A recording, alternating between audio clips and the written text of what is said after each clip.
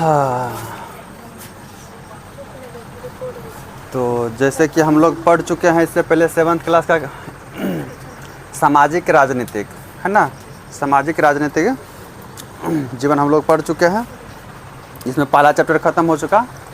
आज हम लोग क्या करेंगे, ज्योग्राफी शुरू कर रहे हैं क्लास 7th का। ठीक है, ज्योग्राफी का मतलब भूगोल होता है, जो एनसीईआरटी, और आज पहला क्लास होगा इसलिए पार्ट 1। ठीक है, चैप्टर 1 पर्यावरण। तो सबसे पहले देखते हैं यहाँ पे एक शब्द आता है, क्या, पर्यावरण। तो पर्यावरण क्या है ना, पर्यावरण क्या है, मन में सवाल आता है। तो जीवन जीने का क्या है, आधार है। ठीक है, जीवन जीने का क्या है, आधार है। पर्यावरण जीवन जीने का क्या है, आधार है। कैसे, जैसे आप देखो, हवा, हवा क्यों जरूरी है, सांस लेने के लिए हवा ज़रूरी है। भोजन खाने के लिए, जल पीने के लिए, निवास स्थान रहने के लिए, है ना। बोलो कम, आराम से बोलना है। तो हवा, भोजन, जल, निवास स्थान, तो जीवन जीने का सब क्या है, आधार ही तो है ना। क्या है, जीवन जीने का आधार ही है। ठीक है, अब देखो ये हवा, भोजन, जल, निवास स्थान, ये जो मिला है, किससे मिला है हमें, प्रकृति से मिला है। प्रकृति से मिला है, तो इसलिए हम ये सब को क्या बोल सकते हैं, प्राकृतिक संसाधन। इसलिए कह सकते हैं कि ये सब क्या है, प्राकृतिक संसाधन है ना, प्राकृतिक संसाधन है। अब देखो, क्या हमारे जीवन के लिए इतना पर्याप्त है जीवन यापन करने के लिए, ये हवा, भोजन, जल, निवास स्थान, ये जीवन जीने के लिए या जीवन यापन करने के लिए क्या ये पर्याप्त है, नहीं है। कैसे पर्याप्त है, जैसे अब भोजन, भोजन में ले लो, जैसे हम लोग धान उपजाते हैं ना। अब धान उपजाते हैं तो धान से चावल बनाने के लिए क्या चाहिए हमें, उद्योग चाहिए, मशीन चाहिए। और मशीन के बनाया है, प्रकृति दिया है, मानव निर्मित है। तो क्या इतना से मेरा जीवन यापन हो जाएगा, नहीं होगा जीवन यापन। सवाल यहाँ पे आता है ना, कि इतना से मेरा जीवन यापन नहीं होने वाला। तो जब नहीं होने वाला है तो मनुष्य या मानव, है ना, या इंसान क्या किया है, क्या हुआ है, वहाँ पे कोई दिक्कत है, वहाँ पे मनुष्य या जीवन, ये मनुष्य या मानव क्या बोल सकते हैं, कि अपना कौशल, बुद्धि या विवेक का इस्तेमाल किया। कैसे, यहाँ पे देखो, व्यक्ति ने अपनी विवेक शक्ति का प्रयोग कर प्राकृतिक पर्यावरण में क्या किए हैं, परिवर्तन किया है। समझ गया ना, मनुष्य अपने कौशल का, अपना बुद्धि का, अपने कला का जो है उपयोग करके पर्यावरण में क्या लाया है, परिवर्तन लाया है, परिवर्तन किया है। कैसे, फैक्ट्री का निर्माण करके। कौन बनाया है फैक्ट्री, मानव बनाया है। फैक्ट्री का निर्माण करके, सड़क का निर्माण करके, हवाई जहाज़ का निर्माण करके, रेलवे यातायात का निर्माण करके, कार बना करके, उसके बाद कारखाना का निर्माण करके, उसके बाद बर्तनों का निर्माण करके। ये सब कौन बनाया, मानव बनाया। तो पर्यावरण के ही मदद से पर्यावरण में परिवर्तन किया है मानव। किस आधार पे, अपनी बुद्धि, अपने कौशल और अपने ज्ञान के आधार पर, अपने कला के आधार पर। ठीक है ना, अब यहाँ तक क्लियर हो गया। अब देखो, अब पर्यावरण के क्या है, घटक। अब पर्यावरण के घटक जो तुम लोग को किताब में भी दिया हुआ है, वहीं से हम यहाँ पे उसको नोट किए हैं, कि पर्यावरण के घटक में तुम्हारा क्या है, सबसे पहला क्या आता है, प्राकृतिक। ठीक है, प्राकृतिक पर्यावरण, उसके बाद क्या आता है, मानव निर्मित पर्यावरण, उसके बाद क्या आता है, मानव पर्यावरण। ठीक है, अब यहाँ पे जो प्राकृतिक पर्यावरण है, प्राकृतिक पर्यावरण में वायुमंडल, स्थलमंडल, जैवमंडल और जलमंडल आता है। ठीक है, इस सबको बारी बारी से आगे हम लोग पढ़ेंगे। ठीक है, तो वायुमंडल जरूरी है ना, कोई भी जीव के लिए क्या है, वायुमंडल जरूरी है। तो ऑक्सीजन कहाँ से मिलेगा उसको, है ना। उसके बाद स्थलमंडल, स्थलमंडल निवास करने के लिए चाहिए ना, निवास करने के लिए, उद्योग लगाने के लिए, खेती करने के लिए, सड़कें बनाने के लिए चाहिए ना सब। उसके बाद फिर जैवमंडल हो गया, जैसे जीव जंतु सब, है ना। उसके बाद फिर जलमंडल, और जल ही जीवन है, पता है, इसलिए जलमंडल।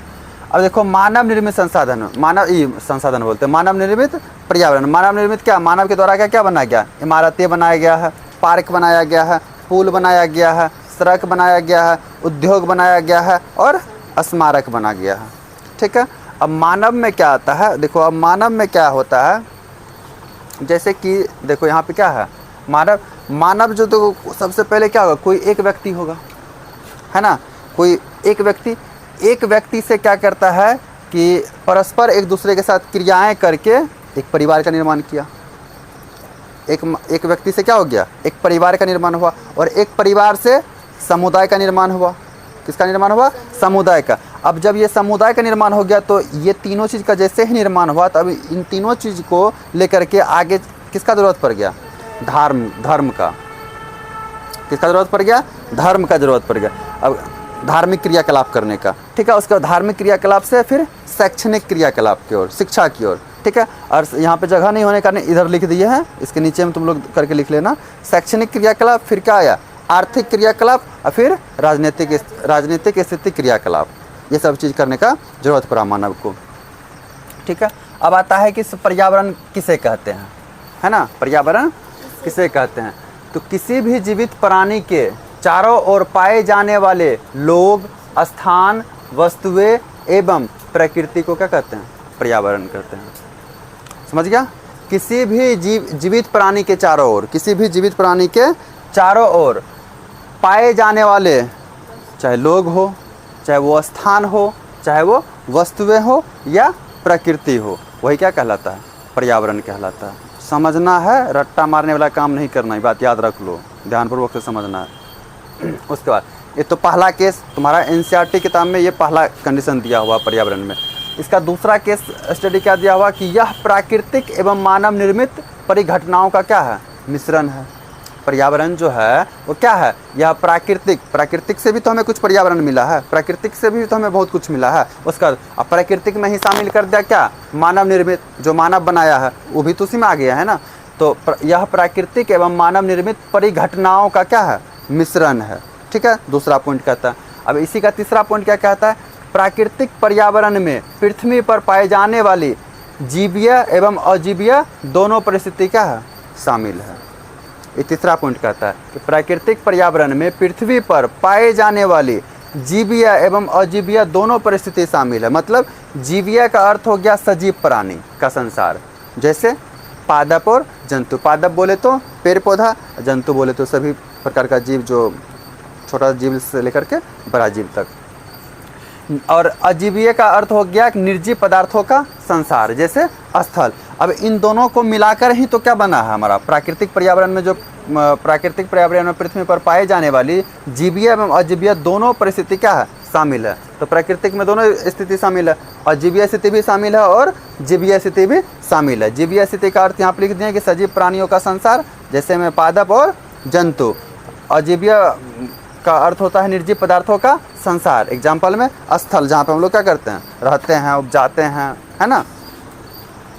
अब देखो, अब क्या होता है कि यही प्राकृतिक पर्यावरण जो होता है, अब इससे पहले देखिए पर्यावरण किसे कहते हैं। अब हमारा पॉइंट आता है कि प्राकृतिक पर्यावरण किसे कहते हैं। तो प्राकृतिक पर्यावरण किसे कहते हैं, भूमि, जल, वायु, पेड़ पौधे एवं जीव जंतु मिलकर प्राकृतिक पर्यावरण बनाते हैं। अगर पूछेगा प्राकृतिक पर्यावरण किसे कहते हैं, बस सिंपल है, भूमि, जल, वायु, पेड़ पौधे एवं जीव जंतु मिलकर के प्राकृतिक पर्यावरण बनाते हैं, ठीक है। अब देखो, अब प्राकृतिक पर्यावरण का जो है कुछ घटक भी है, जो कि इससे पहले भी देख चुके हैं।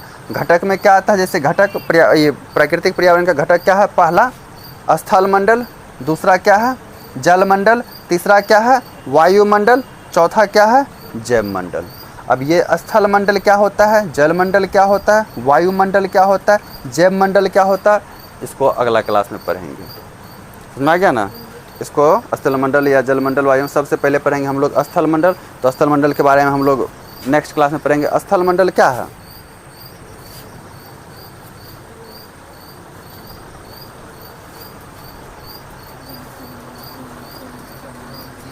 पृथ्वी का जो होता है सबसे ऊपरी ऊपर पट्टी वाला जो भाग होता है वही क्या कहलाता है, स्थल मंडल कहलाता है।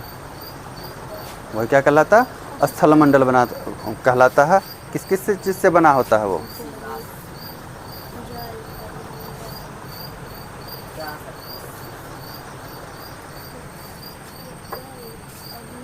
सोचो। स्थल मंडल जो होता है पृथ्वी का ऊपरी परत, क्या क्या चीज़ से मिलकर के बना है?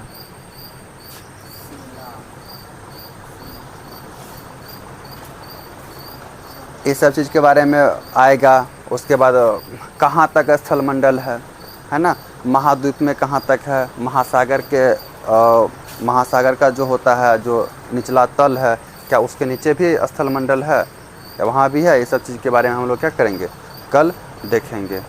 ठीक है, बढ़िया तरह से इसको नोट डाउन कर लो, उसके बाद फिर आगे देखते हैं।